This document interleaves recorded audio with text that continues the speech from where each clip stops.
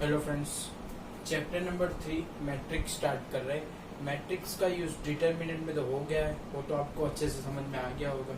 Okay, तो now new chapter, chapter number 3 matrix श्रेणी for the Gujarati medium.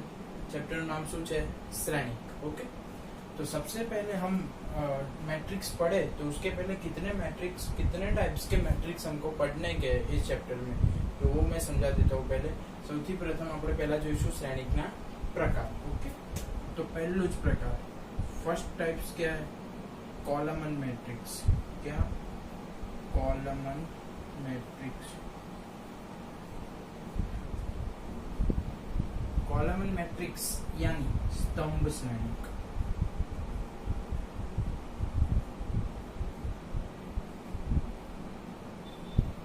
कॉलमन matrix यानी स्तंभ श्रेणिक। ओके, कॉलमन मैट्रिक्स यानी क्या कि जो भी मैट्रिक्स में सिर्फ एक कॉलम हो, जो भी मैट्रिक्स में सिर्फ एक कॉलम हो उसको क्या बोलेंगे हम? Column matrix. जे मैट्रिक्स में એટલે કે જે શ્રેણિક માં ફક્ત એક જ સ્તંભ હોય એવા શ્રેણિક में તમે स्तंभ श्रेणिक કહેવાય। ओके, एग्जांपल, इसका एग्जांपल लिखते हैं हम लोग। सपोज 3 2 13 और 0। ओके, ये उसका एग्जांपल है। देखो इसमें रो कितनी है? 4, लेकिन कॉलम कितना है? 1। तो जिसमें भी कॉलम कितना होगा? सिर्फ 1, उसको हम क्या बोलेंगे?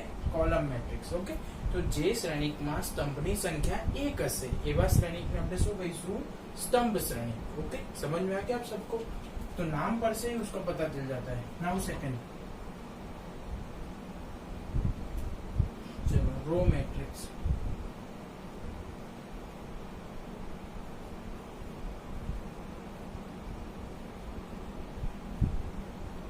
गुजराती में એને કહેવાય છે હાર શ્રેણી।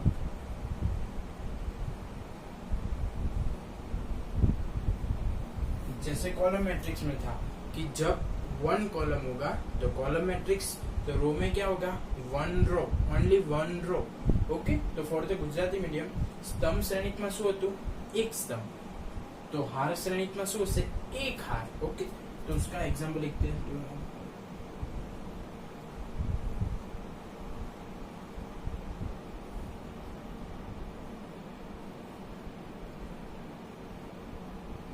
देखो रो कितनी है? 1, कॉलम कितने हैं? 1 2 3 4। तो उसका टाइप कौन सा हुआ? 1 क्रॉस 4, यानी कि रो कितनी है? देखो तो 1। तो जो मैट्रिक्स में एक ही रो होगी उसको क्या बोलेंगे हम? Row matrix. ओके, फिर से स्तंभ column matrix 1 column, row matrix 1 row, स्तंभ श्रेणिक में एक स्तंभ, हार श्रेणिक में एक हार। ओके, खबर पड़ेगी बधाने? चलो बनने ना प्रकार आवड़ी गया। ओके, समझ में आ गया आपको अच्छे से? चलो नाउ स्क्वायर मैट्रिक्स थर्ड है।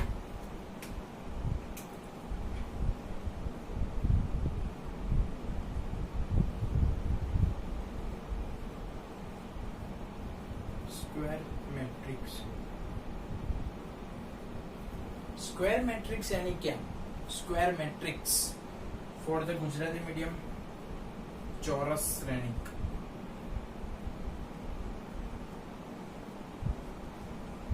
स्क्वायर मैट्रिक्स नाम में उसका आंसर है। स्क्वायर यानी क्या बनना चाहिए? स्क्वायर बनना चाहिए। स्क्वायर यानी रो और कॉलम कैसे होंगे? इक्वल। चौरस श्रेणिक એટલે શું? હાર અને રોની સંખ્યા કેવી હશે? હાર અને સ્તંભની સંખ્યા કેવી હશે? સમાન। તો એને શું કહેવાશે? ચોરસ। ઓકે, એક્ઝામ્પલ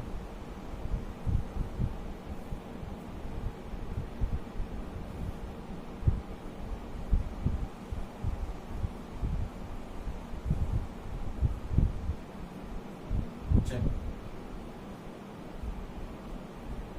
3 रो 3 कॉलम, 3 हार 3 स्तंभ। ओके, 3 रो 3 कॉलम, 3 हार 3 स्तंभ। ओके, तो उसको क्या बोलेंगे? स्क्वायर मैट्रिक्स એટલે કે ચોરસ શ્રેણી। ખબર પડી ગઈ? 3 પ્રકાર આપણે स्तंभ श्रेणिक एक જ स्तंभ હોય, हार श्रेणी एक ज हार होय, चौरस श्रेणी બધું કેવું હોય? સરખું। ओके, इसको कौन सा टाइप का बोलेंगे? 3 क्रॉस 3 मैट्रिक्स। ओके, चलो 4 नंबर डायगोनल मैट्रिक्स। कौन सा? डायगोनल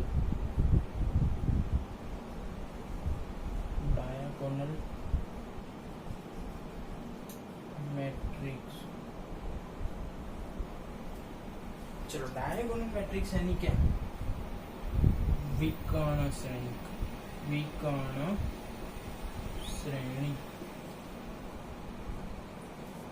चलो डायगोनल मैट्रिक्स कौन सा पढ़ेंगे हम? Diagonal matrix. तो डायगोनल मैट्रिक्स में क्या होता है कि जो डायगोनल वाले पार्ट होते हैं, मतलब डायगोनल वाले जो एलिमेंट होते हैं, उसके अलावा बाकी सब क्या होता है? 0 0 होता है। बाकी सब क्या होता है? 0 0 होता है। तो डायगोनल में क्या होगा कि डायगोनल के अलावा बाकी सब एलिमेंट कैसे होंगे? 0। लेकिन विकर्ण श्रेणी में विकर्ण सिवायना घटको शून्य हशे। ओके, तो पहला कोई भी एक स्क्वायर मैट्रिक्स लिखते हैं। ओके, चलो स्क्वायर मैट्रिक्स लिख देते हैं। 1 2 0 0 0 0 0 0 3। ओके, तो ये हो गया उसका एग्जाम्पल। डायगोनल मैट्रिक्स मतलब डायगोनल के अलावा बाकी सब क्या होगा? 0 0। देखो 1 2 3 ये डायगोनल सिर्फ है, बाकी सब देख लो 0 0 0 0 0 0। ओके, विकर्ण श्रेणी में विकर्ण सिवायना तमाम घटकों केवा होय? 0 0। ओके, समझ में आ गया आप सबको? Now 5th number scalar matrix. कौन सा matrix? Scalar matrix. Scalar matrix यानी अदिश श्रेणिक। अदिश श्रेणिक। अदिश श्रेणिक। ओके, स्केलर मैट्रिक्स यानी अदिश श्रेणिक। तो ध्यान से देखो, स्केलर मैट्रिक्स यानी अदिश श्रेणिक। स्केलर मैट्रिक्स में क्या होता है कि डायगोनल मैट्रिक्स में जो था वही, लेकिन डायगोनल के एलिमेंट क्या होंगे? इक्वल, बाकी सब 0। डायगोनल वाले क्या हो जाएंगे? इक्वल। 2 2 2 0 0। देखो सिर्फ डायगोनल वाले हैं तो डायगोनल मैट्रिक्स, डायगोनल वाले हैं लेकिन वो इक्वल है तो स्केलर मैट्रिक्स। ओके, खाली विकर्ण वाला है तो विकर्ण श्रेणी, विकर्ण वाला है पण समान है तो એને અધિશ શ્રેણી। ખબર પડી ગઈ બંને માં? ત્રણ આના જેવા इक्वल આવશે, હું તમને ત્રણે ત્રણ ફરીવાર સમજાવીશ, पर अगर इसमें समझ में नहीं आए तो देख लो। डायगोनल वाले एलिमेंट है लेकिन कैसे डिफरेंट है, तो उसको क्या बोल दिया? जैसे डायगोनल, डायगोनल वाले ही है लेकिन कैसे एलिमेंट है? इक्वल है, तो हमने क्या बोल दिया उसको? Scalar matrix. ओके, समझ में आ गया आपको? चलो next, unit matrix. Unit matrix तो आपको पढ़ाया हुआ है मैंने। चलो यूनिट मैट्रिक्स यानी एकम श्रेणी। एकम श्रेणी, यूनिट मैट्रिक्स यानी एकम श्रेणी। ओके, समझ में आ गया आपको अच्छे से? चलो उसके डायगोनल वाले क्या हो जाएंगे? 1 0 0 0 1 0 0 0 1। एकम श्रेणी કેટલે? विकर्ण घटको शू हो? 1 1 1, बाकी बधु 0। इसको बोलते हैं unit matrix. Okay, last 7 zero matrix. ये तो आप सबको आता ही है, तो भी मैंने लिख दिया एक बार। जीरो मैट्रिक्स એટલે કે शून्य श्रेणी, એટલે કે शून्य श्रेणी। चलो जीरो मैट्रिक्स यानी शून्य श्रेणी। ओके, जीरो मैट्रिक्स यानी कि शून्य श्रेणी। चलो सारे के सारे एलिमेंट 0 0 0 0, कौन सा भी मैट्रिक्स हो उसमें सारे के सारे एलिमेंट अगर 0 होंगे तो हम बोलेंगे जीरो मैट्रिक्स એટલે કે शून्य श्रेणी। चलो सारे के सारे टाइप्स पहले इंग्लिश में समझाता हूँ, फिर गुजराती मीडियम के लिए देखना, ध्यान से देखो। Types of the matrix. First है कॉलम मैट्रिक्स। तो जो भी मैट्रिक्स में सिर्फ एक कॉलम है उसको बोलेंगे हम कॉलम मैट्रिक्स। जो भी मैट्रिक्स में एक रो है उसको बोलेंगे हम रो मैट्रिक्स। जो मैट्रिक्स में रो और कॉलम इक्वल है, 3 रो 3 कॉलम, उसको बोलेंगे हम स्क्वायर मैट्रिक्स। क्या बोलेंगे? Square matrix. जो मैट्रिक्स में सिर्फ डायगोनल वाले एलिमेंट है लेकिन डिफरेंट है, डायगोनल वाले है लेकिन डिफरेंट है, तो क्या बोलेंगे हम? डायगोनल। ओके, जो मैट्रिक्स में डायगोनल वाले एलिमेंट है लेकिन इक्वल है तो उसको बोलेंगे हम स्केलर मैट्रिक्स। जो मैट्रिक्स में डायगोनल वाले एलिमेंट है लेकिन 1 1 1 है उनको बोलेंगे हम यूनिट मैट्रिक्स। ओके, तो डायगोनल, स्केलर और यूनिट, उसमें ध्यान रखना है कि सब में डायगोनल वाले ही होंगे लेकिन डायगोनल में डिफरेंट, स्केलर में इक्वल और यूनिट में 1 1 1। ओके, और लास्ट में आएगा जीरो मैट्रिक्स। जीरो मैट्रिक्स यानी सारे के सारे एलिमेंट कैसे होने चाहिए, जीरो होने चाहिए। तो आपको बहुत ही अच्छे से समझ में आ गया होगा। चलो now for the Gujarati medium. Gujarati medium मध्ये પહેલો પ્રકાર છે સ્તંભ શ્રેણી। સ્તંભ શ્રેણી એટલે એક સ્તંભ હોય, હાર શ્રેણી એટલે એક હાર હોય। ફરીવાર સ્તંભ શ્રેણી એટલે એક જ સ્તંભ હોય, હાર શ્રેણી એટલે એક જ હાર હોય। ચોરસ એટલે લંબાઈ ને પહોળાઈ સરખી હોય, એનો મતલબ હાર અને સ્તંભ કેવા હશે, સરખા। તો 3 હાર 3 સ્તંભ એટલે એને શું કહેવાય, ચોરસ શ્રેણી। પછી વિકર્ણ શ્રેણી। વિકર્ણ શ્રેણી એટલે વિકર્ણના સભ્યો કેવા હોય, ખાલી વિકર્ણના જ સભ્ય હોય, બાકી બધા કેવા હોય, જીરો હોય। તો વિકર્ણના સભ્ય હોય પણ કેવા હોય, અલગ અલગ અલગ। પણ વિકર્ણના સભ્ય જો સરખા હોય તો એને શું કહેવાય, અદિશ શ્રેણી। વિકર્ણના સભ્યો હોય તો વિકર્ણ શ્રેણી, વિકર્ણના સભ્યો સરખા હોય તો અદિશ શ્રેણી, પણ વિકર્ણના સભ્યો સરખા હોય પણ એક એક એક એક હોય તો શું કહેવાય, એકમ શ્રેણી। ખબર પડી ગઈ હવે, પરફેક્ટ। ઓકે, અને છેલ્લામાં બધા ઘટકો જો 0 0 0 હોય તો એને શું કહેવાશે, શૂન્ય શ્રેણી। તો આ હતા શ્રેણીકોના પ્રકાર, જે ચેપ્ટરમાં તમારે શીખવાના છે, भणवानुं छे। आना दाखला तमारे गणवाना छे। ओके, इसके ही सारे संकर ने बहुत इजी चैप्टर है। ओके, देख लो एक बार।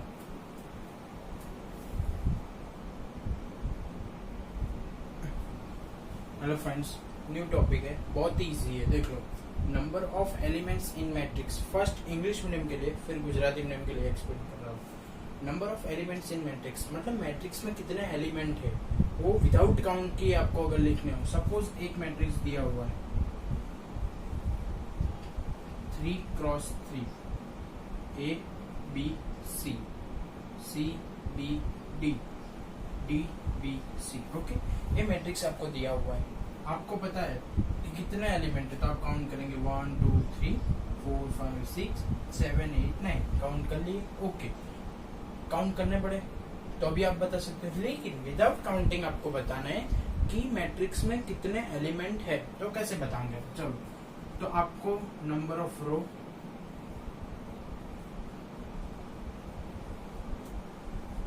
Number of column, M N, number of element equal to M cross N, यानी कि M इंटू N। कितनी रो है देखो तो 1 2 3 3, कितनी कॉलम है 1 2 3, 3 3 जा 9, तो आ गया नंबर ऑफ एलिमेंट। तो ऐसे भी आप फाइंड कर सकते हो कितनी रो, सपोज 2 रो है 1 2 और 5 कॉलम है 1 2 3 4 5, तो कितने एलिमेंट हो गए, 2 5 जा 10। इजीली काउंट नहीं करना है, डायरेक्ट रो इनटू कॉलम कर देना है। ओके, समझ में आ गया आप। ओके, गुजराती मीडियम के लिए શ્રેણીકોમાં ઘટકોની સંખ્યા શોધવાની છે। શ્રેણીકોમાં કેટલા ઘટકો હશે, સપોઝ આ શ્રેણીમાં કેટલા ઘટક છે તો તમને જોઈને ખબર પડી જાય, 1 2 3 4 5 6 7 8 9, 9 ઘટકો થયા, પણ ગણ્યા વગર શોધવાનું છે। તો પહેલા શું શોધવાનું, હારની સંખ્યા, હારની સંખ્યા એને કહેવાય m, પછી સ્તંભની સંખ્યા, સ્તંભની સંખ્યા એને કહેવાય n, પછી ઘટકોની સંખ્યાનું સૂત્ર, ઘટકોની સંખ્યાની બરાબર હારની સંખ્યા ગુણ્યા સ્તંભની સંખ્યા। કેટલા ઘટક હતા, કેટલી હાર હતી 3, કેટલા સ્તંભ હતા 3, 3 તરી 9। આવી રીતે પણ જવાબ લાવી શકો ગણ્યા વગર। તમે સૈનિકને જોયો જ નથી, એમને જ हारनी संख्या गुणिया स्तंभनी संख्या। ओके, समझ में आ गया दोनों मीडियम के स्टूडेंट को कि कैसे काउंट करना है। ओके ओके, अभी अभी आपको दिया हुआ है कि रोज कितनी बोला, मैंने बोला था एक एग्जांपल लिया हमने कि 2 रो है, कितनी रो है 2 रो है, यानी कि m कितना है, m इक्वल टू 2 एंड कितनी कॉलम है 5, तो कितने एलिमेंट हो गए 2 इंटू 5 इक्वल टू 10।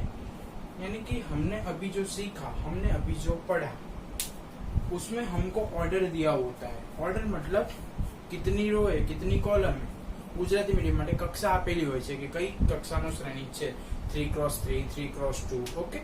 तब हमको ऑर्डर दिया होता है 3x3, 3x2, उससे से हम एलिमेंट फाइंड करते हैं, ओके। लेकिन एग्जांपल नंबर 2 देखते हैं, फिर आपको समझ में आ जाएगी मैं कहना क्या चाहता हूँ। If matrix has 8 elements then write all possible order. अगर मैट्रिक्स में 8 एलिमेंट है यानी कि 8 एलिमेंट है तो कितने ऑर्डर का मैट्रिक्स हो सकता है ગુજરાતી મીડિયમના વિદ્યાર્થીઓ માટે કે જો શ્રેણિકમાં 8 ઘટકો હોય, ફરીવાર જો શ્રેણિકમાં 8 ઘટક હોય તો કયા કયા પ્રકારના શ્રેણિક એનાથી બની શકે। તો સિમ્પલ है कि अगर टोटल नंबर ऑफ एलिमेंट देखो, नंबर ऑफ एलिमेंट्स क्या है 8, उसका फॉर्मूला क्या था m cross n equal to 8, okay. Number of element equal to 8 यानी उसका फॉर्मूला क्या था m cross n equal to 8, यानी m और n ऐसा लो कि मल्टीप्लिकेशन कितना होना चाहिए 8। तो पहला देखो m इक्वल टू कितना ले लिया 1, तो n इक्वल टू कितना लेना पड़ेगा 8, यानी फर्स्ट मैट्रिक्स बन गया 1 क्रॉस 8। चलो फिर m इक्वल टू कितना ले लिया 2, तो n इक्वल टू कितना लेना पड़ेगा 4, तो मैट्रिक्स बन गया 2 क्रॉस 4, ओके। चलो फिर m इक्वल टू 3 तो ले नहीं सकते क्योंकि 3 के टेबल में 8 आने वाला नहीं है, तो m इक्वल टू ले लिया 4, तो n इक्वल टू लेना पड़ेगा 2, तो मैट्रिक्स बन गया 4 क्रॉस 2, ओके।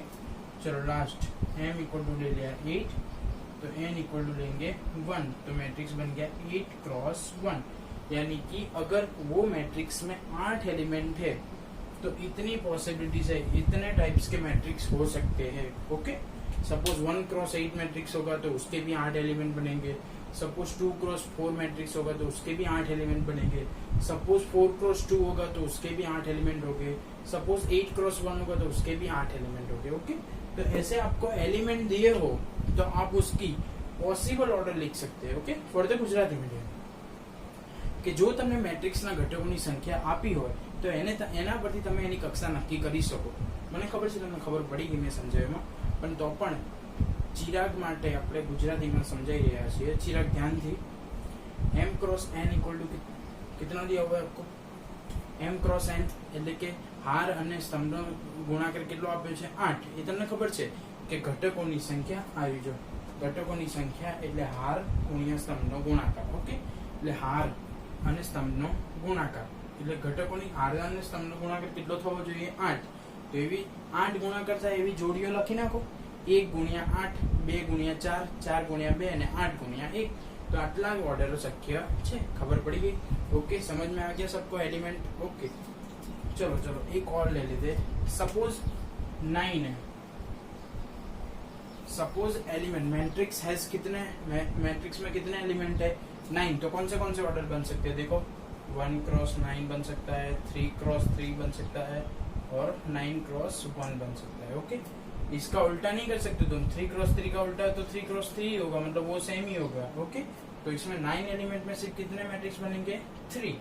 चलो सपोज 5 एलिमेंट्स है, 5 का कितना बनेगा 1 क्रॉस 5 और 5 क्रॉस 1, एक ही बना, ओके। सपोज 12 है, चलो 12 का कितने, सपोज कोई भी मैट्रिक्स में कितने एलिमेंट है 12, तो कितना बन सकता है पहले तो 1 क्रॉस 12, फिर 12 क्रॉस 1, ओके। फिर 2 क्रॉस 6 तो 6 क्रॉस 2, 3 क्रॉस 4 तो 4 क्रॉस 3, मतलब अगर 12 एलिमेंट है तो टोटल 6 टाइप के मैट्रिक्स हो सकते हैं, ओके। समझ में आ गया ना कि पहले एलिमेंट फाइंड करो फिर एलिमेंट पे से उसका ऑर्डर फाइंड करो। देख लो एक बार,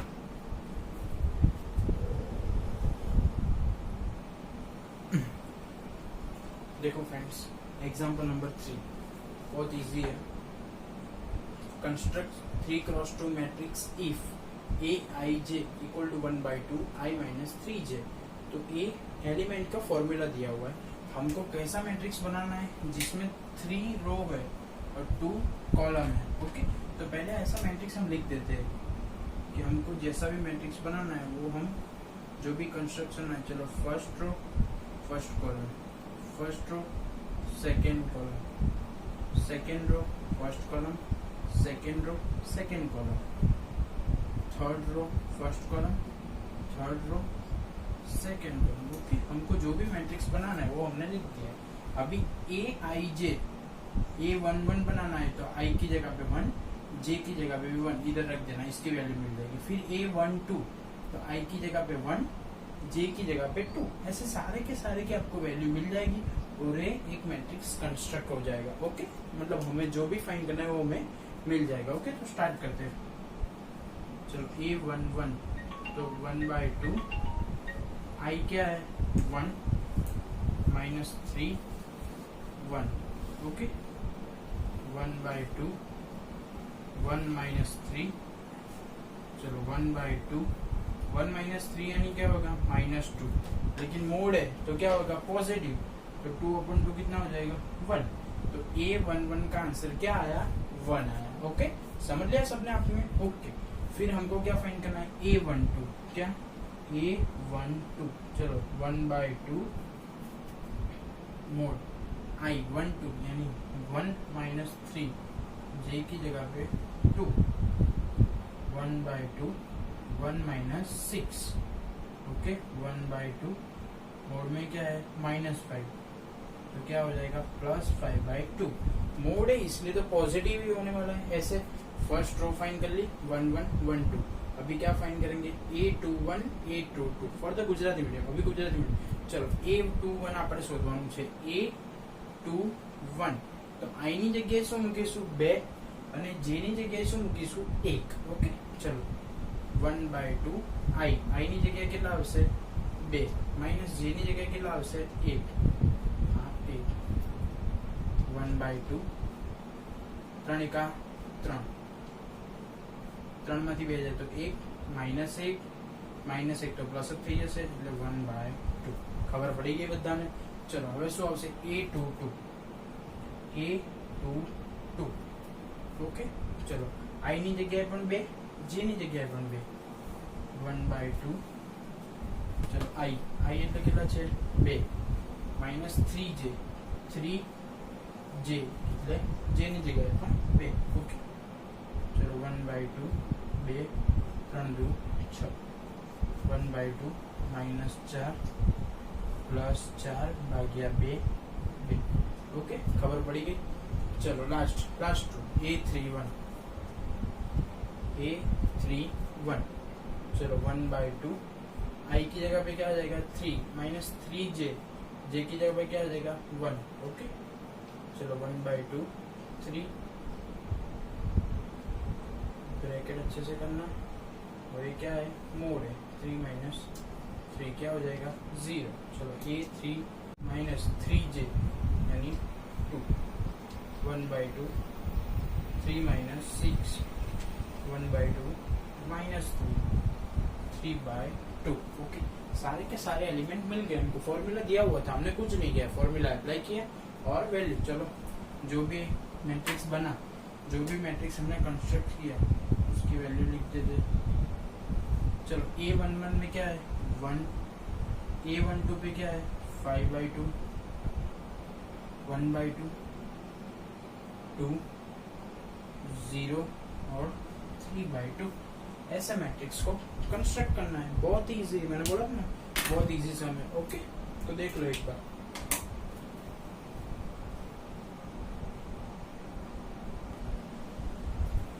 हेलो फ्रेंड्स, एक्सरसाइज 3.1 इसमें क्वेश्चन नंबर 7, क्वेश्चन 1 to 6 7 सारे के सारे बहुत ही इजी है। पर मेरे को इसमें से 2 क्वेश्चन ऐसा लग रहा है कि मैं आपको करवा देता हूँ तो आपको कोई प्रॉब्लम ही ना हो, क्योंकि ये 2 भी आपको आने वाले ही है।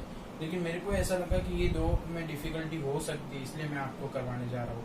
यानी कि पूरी की पूरी एक्सरसाइज 3.1 पूरी होमवर्क में है। ओके, उसमें से 2 क्वेश्चन ऐसे मेरे को लगा कि आपको करवाने जैसा है, इसलिए मैं करवा रहा हूँ। तो simple, find the value of ABCD। आपको ABCD की वैल्यू फाइंड करनी, तो कंपेयर कर देते हैं। फर्स्ट इक्वेशन देख लो, A - B इक्वल टू क्या है -1। और दूसरा इक्वेशन देखो 2A - B इक्वल टू क्या है 0। बहुत ही सिंपल सम है। देखो इधर साइन चेंज करो, माइनस ये प्लस, इधर तो 0 है, कुछ फर्क नहीं पड़ेगा, तो ये कट हो गया। ओके, 2A में से A जाएगा तो A बचेगा, बड़े वाले की साइन यानी -A -1 0 क्या आ जाएगा -1, माइनस माइनस कट हो जाएगा, a इक्वल टू क्या आ गया 1 आ गया, a इक्वल टू 1 आ गया, यानी कि a की वैल्यू तुम a इक्वेशन या a इक्वेशन दोनों में से किसी में भी रख दो। तो सपोज मैंने फर्स्ट में रख दी, फर्स्ट वाला इक्वेशन क्या है a minus B equal to -1, तो a इक्वल टू क्या है 1 माइनस बी इक्वल टू -1, तो -1 इस तरफ b उस तरफ, तो 1 -1 इस तरफ ला दो तो +1 और b उस तरफ तो +b, यानी b इक्वल टू क्या आ जाएगा 2। ओके, यानी a और b मिल गया, फर्स्ट दो इक्वेशन से क्या मिल गया a और b। अभी third one 2a plus c equal to क्या है 5 है, तो आपके पास a की वैल्यू है 1, तो इधर रख दो 2 × 1 प्लस c इक्वल टू 5, 2 1 ज़ा 2, 2 को उस तरफ भेज देना, c इक्वल टू 5 - 2, तो c इक्वल टू क्या हो गया 3। चलो 3c plus d, 3c plus d equal to 13, c equal to क्या है 3, तो 3 3 ज़ा 3 × 3 प्लस d इक्वल टू 13, 3 3 ज़ा 9, तो d इक्वल टू 13 - 9, तो d इक्वल टू क्या हो जाएगा 4। Okay, for the Gujarati medium के लिए अलग समझाने की जरूरत है नहीं, गुजराती मीडियम वाला समझ में आ जाएगा ना, बहुत इजी है, कंपेयर किया है सिर्फ में। ओके, फिर लास्ट एक एमसीक्यू है जो मेरे को लगा मैं आपको समझा दूं, एक्सप्लेन कर दूं। 10 लास्ट एमसीक्यू है, वो भी the number of possible matrix of 3×3, मतलब 3×3 वाले कितने मैट्रिक्स बन पाएंगे अगर सारे के सारे एलिमेंट में 0 और 1 होए, तो 0 होए या 1 होए। तो ध्यान से देख लो, दोनों मीडियम में समझाऊंगा कि 3×3 मैट्रिक्स है, सारे के सारे एलिमेंट क्या लेने हैं 0 लेने हैं या 1 लेने हैं, मतलब ए वाला मतलब 3×3 है तो कितनी होगी 3 रो 3 कॉलम्स। ओके, तो टोटल कितने प्लेस है 9 प्लेस है। तो कॉम्बिनेशन एंड परम्यूटेशन में आपने पढ़ा था ना कि फर्स्ट वाला स्टेप कितने तरीके से भरा जा सकता है 2, ये भी कितने तरीके से 2, ये भी कितने तरीके से 2, ये वाला भी 2 2 2 2 2 2, मतलब सारे के सारे एलिमेंट कितने तरीके से भरे जा सकते हैं 2 तरीके से, यानी 2 × 2 × 2 2 × 2 × 2 × 2 × 2 यानी 9 बार 2⁹9, तो 2⁹9 कर दो, 2 4 8 16 32 64 128 264 512, यानी 512 मैट्रिक्स बन सकते हैं अगर तुम 0 या 1 लेके बनाओगे। तो इधर 0 रखो, बाकी सब 1, इधर 1 इधर 0, ऐसे अलग अलग करके कितने बन सकते हैं 512 મેટ્રિક્સ બન सकते हैं। Okay, for the Gujarati medium 0 અને 1 નો ઉપયોગ કરીને 3×3 ના કેટલા શ્રેણિક બની શકે, 0 અને 1 જ લેવાના, 0 અને 1 જ લેવાના। તો 3×3 માં કેટલા સ્થાન હોય છે, તો કે 9 સ્થાન હોય છે, તો ખબર છે। તો 9 સ્થાન કેટલી રીતે ભરી શકાય, બે રીતે, જો પહેલું સ્થાન 2 રીતે, બીજું 2 રીતે, ત્રીજું 2 રીતે, 2 બધા સ્થાન કેટલી રીતે ભરી શકાય છે 2 રીતે, ખબર પડી ગઈ આટલી। ઓકે, तो બધા स्थान 2 રીતે ભરી શકાય છે, तो 2 × 2 × 9 वक्त, तो 2 ની 9 गति 512। ओके, तो आज मैंने मैट्रिक्स में बहुत सारा खत्म कर दिया। आपको होमवर्क में क्या करना है, मैं एक्चुअली 2 मिनट में दे देता हूँ। एग्जाम्पल नंबर 5, ओके, तो ध्यान से देखो,